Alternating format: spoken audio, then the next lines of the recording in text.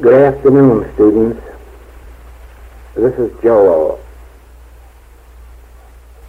and I'm bringing you a short tape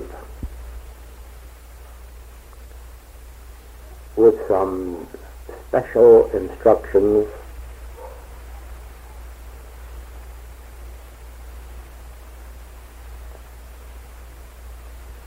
and the reason for this tape is this. Sometimes you read metaphysical writings, sometimes you read metaphysical articles in magazines and wonder why they are not more effective or why you do not get a greater response from them. Also, it may be that you are giving treatments either to yourself or to others and not deriving the benefit, the fruitage that you expect. Of course, remember, I am dictating this only to those who are having this particular need, those who are not getting the full benefit of whatever metaphysical work they are doing for themselves or others. I understand that for many of you, this tape will not be necessary.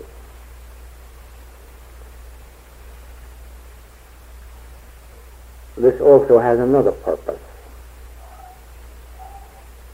It has been my experience that writing helps to clarify an idea. That is, instead of just thinking about the idea, sometimes I write it out on paper, find that it isn't satisfactory, tear it up, and write it out again, or just keep writing until whatever the idea is has clarified itself.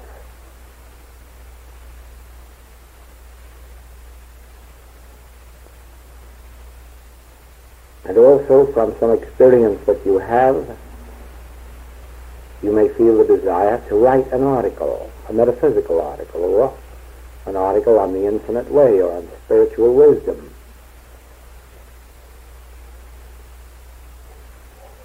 And so, I would like to tell you that there are 4 essential points that must be included in every treatment you give,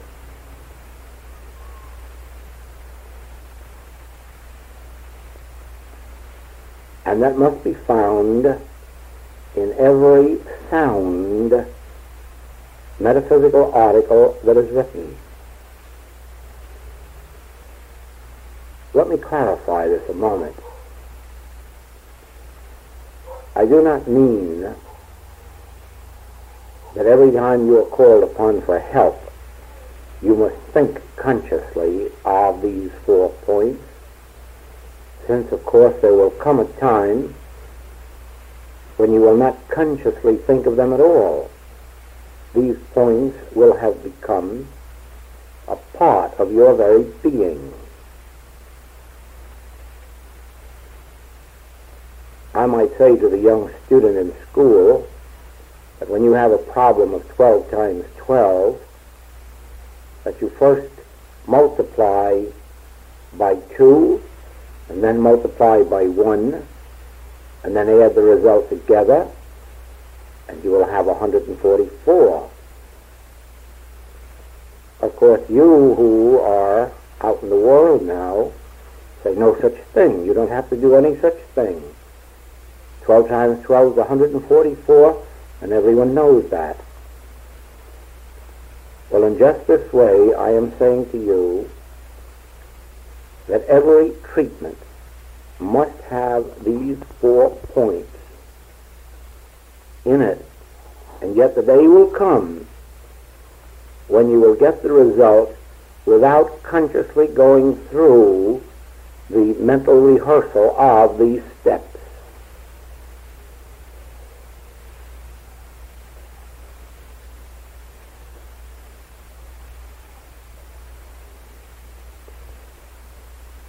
Nor am I limiting a treatment to 4 points. Actually, a treatment might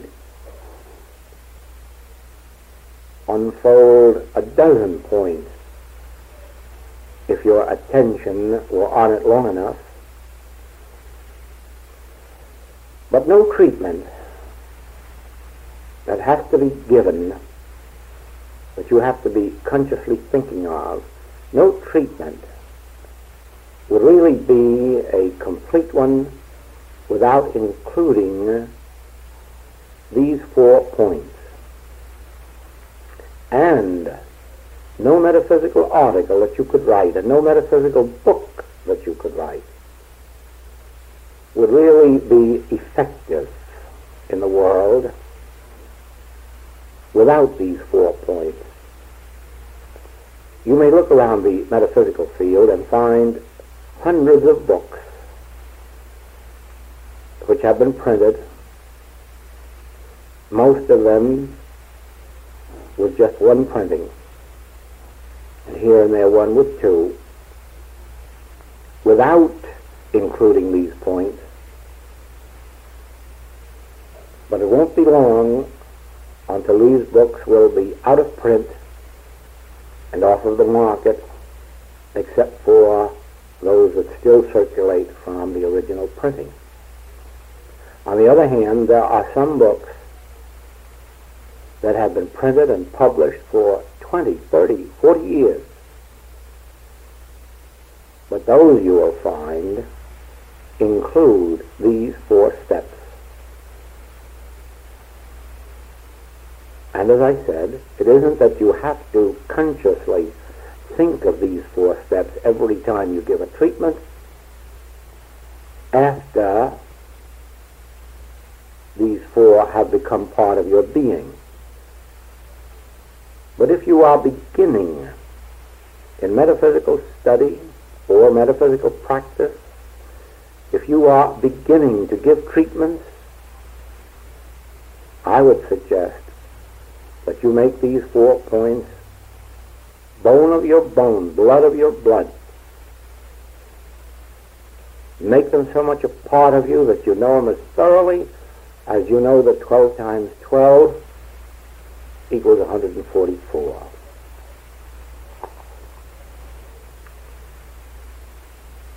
The first point is the nature of individual being. The nature of individual being because of the nature of God. Everything, you know, starts with the nature of God, but if you were to concern yourself only with the nature of God, you would be concerned with something that at least in belief you would be setting aside from yourself, separate and apart from your own being. So whenever you think of the nature of God, think of the nature of God as the nature of individual being. Then you will be able to understand that whatever you find God to be, that is what you must find yourself to be, and the self of your patient or friend or relative. This is important. There are too many people who know God as mind, life, truth, love, and so forth, but do not realize that when they are speaking of God, of mind, life, truth, love, spirit, law, they are likewise speaking of their own individual being, since I and the Father are one. So remember that you must above all things know the nature of God, and because you know the nature of God, you must know that that is the nature of individual being. This realization of oneness, of unity, is more important than you might believe at this moment, because without it, you will be trying in some way to bring this nature of God to the individual, instead of realizing it as the very nature of individual being.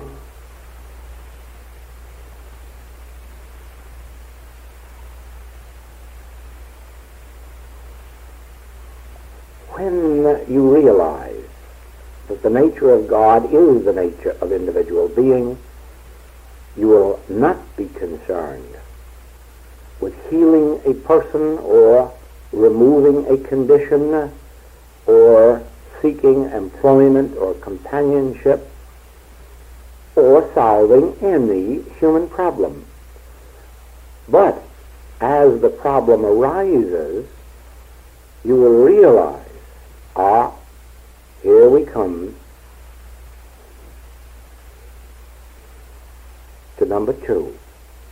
You will realize that the error, regardless of the form in which it appears, sin, sinful habits or tastes, desires, disease, lack, unemployment, fear, doubt, regardless of the form of the error that presents itself to you, you will now realize its illusory nature.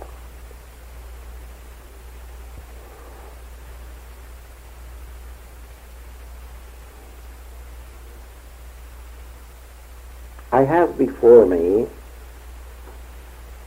2 beautiful bookends, a pair of bookends, hand-carved of some Chinese marble. And they are very heavy, very, very heavy to lift. The question is, are the bookends heavy, or is the marble heavy? And you say, what's the difference? Since the bookends and the marble is one. That's what I mean. That's what I mean. The quality of the marble is the quality of the bookends, because the bookends is merely a form of marble. So all that marble is, bookends must be. The weight of marble is the exact weight of the bookends, because there's no place where marble leaves off and bookends begins. They are one. So with our relationship to God. God is the substance or essence, and we are the form. And therefore, whatever we find the nature of God to be, that is the nature of our individual being. So, when an appearance of error comes to us, knowing that this is not included in the Godhead, how can it be in the Godhead in manifested form? If it isn't in and of God, it isn't in and of individual being. And so even though the error exists as an appearance, we know that it is an illusory appearance without substance, without cause, and without law.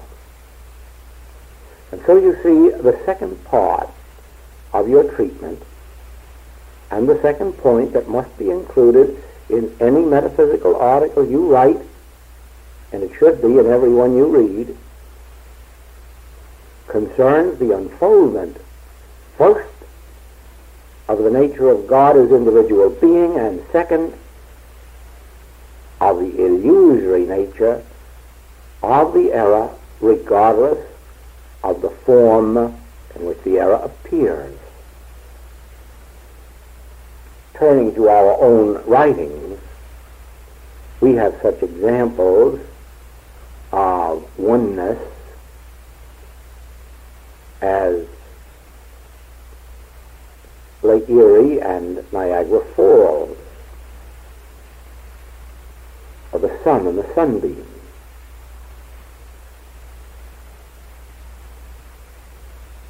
And the mahogany and the mahogany table, or, as I have just illustrated, the marble and the marble bookends.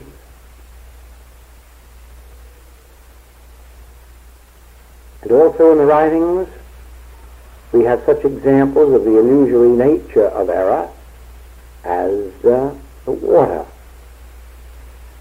that seems to be on the desert road, or the tracks that come together, or the snake in the rope, or the white poodle that has no existence at all outside the hypnotic suggestion of the hypnotizer.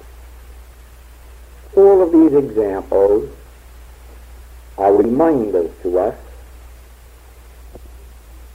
that we are not dealing with error as a form or reality, or that which has a cause or law, but with an appearance utterly devoid of substance, law, or cause.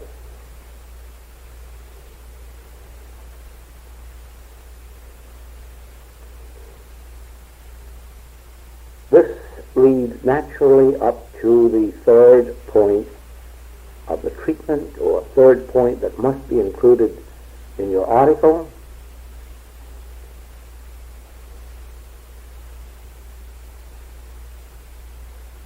When you have known the truth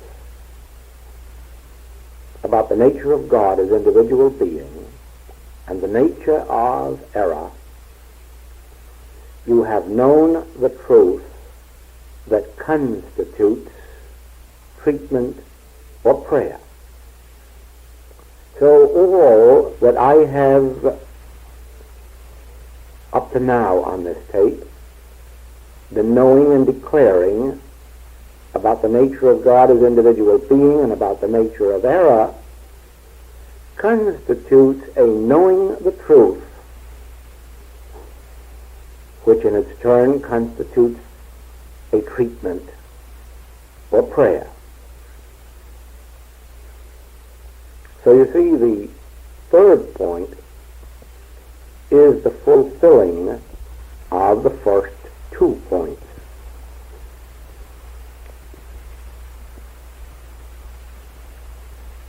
Having taken due notice of these 3 points,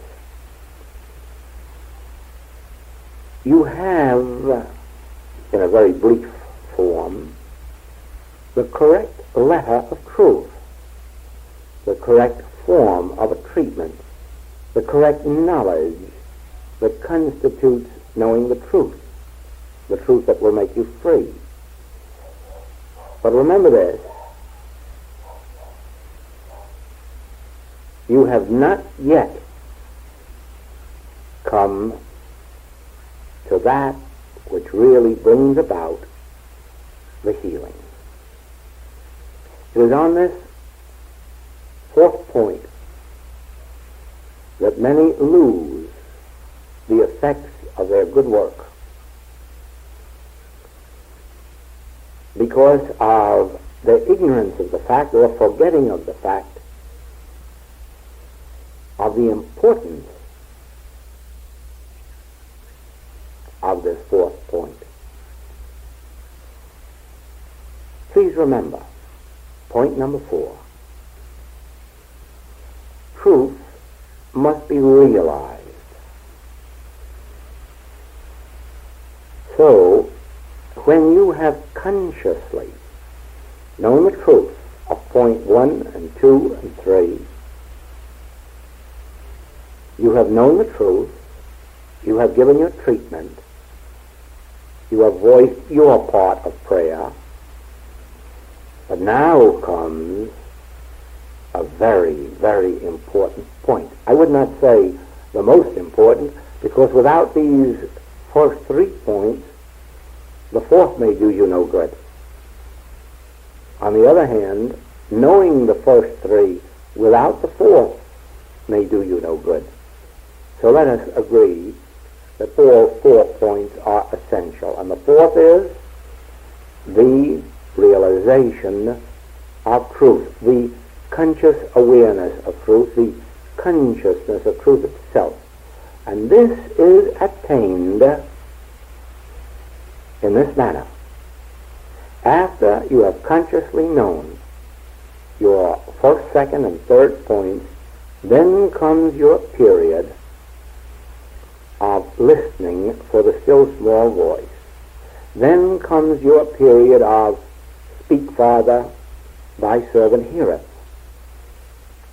This is your opportunity to be alert, to have your inner ear attuned so that the Father within may address itself to you. The Father within may unfold and disclose and reveal itself, or the activity of the Father within may be made manifest to you. So the fourth point is that having given your complete treatment of the first 3 points, sit quietly for 1 or 2 or 3 minutes, or 4 or 5, in the attitude of "Speak, Father, thy servant heareth," a listening attitude. No room here for falling asleep, because you're listening, you're waiting for something to come in on your line. You're waiting to hear with your inner ear. You may not hear in words, but you will feel something that convinces you of the divine presence. You will feel the click, or a sense of release, or a feeling of confidence. You will receive some assurance that God is on the field and all is well.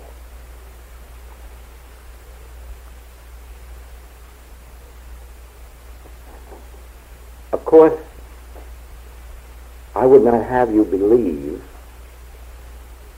that these few words constitute all there is to be known about spiritual wisdom. I am summarizing, more especially for the beginner, the 4 points which, when embodied in consciousness, when studied and practiced over a long period of time,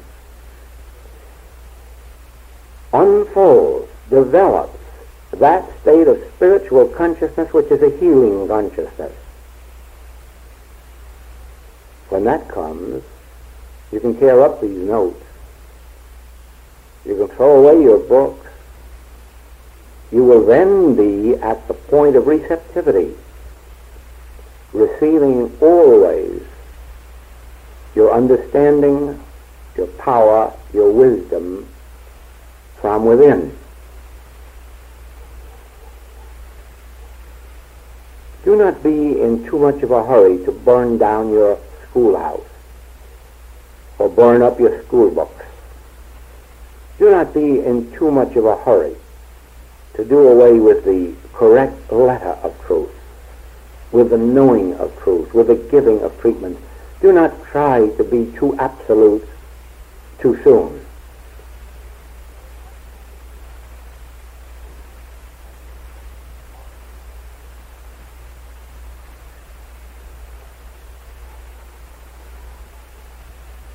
If your understanding does not include the first point, the nature of God as individual being, you will continuously be trying to bring the attributes and qualities and activities of God to man, to individual beings, to your patient or student or yourself.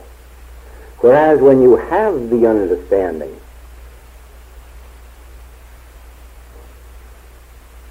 of God as individual being, you will be knowing that all that the Father is, I am. All that the Father hath is mine.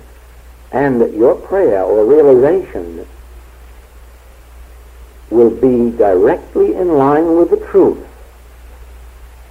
That nothing can be added to you or to any individual, and nothing can be taken from you.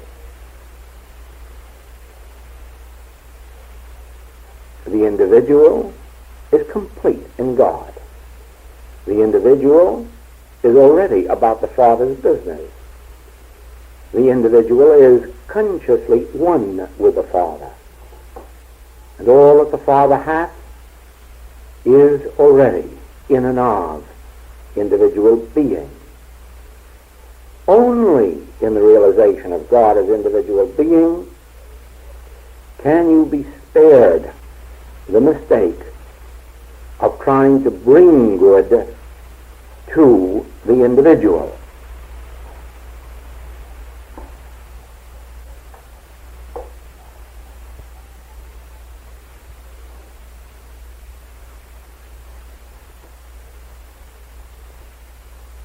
Over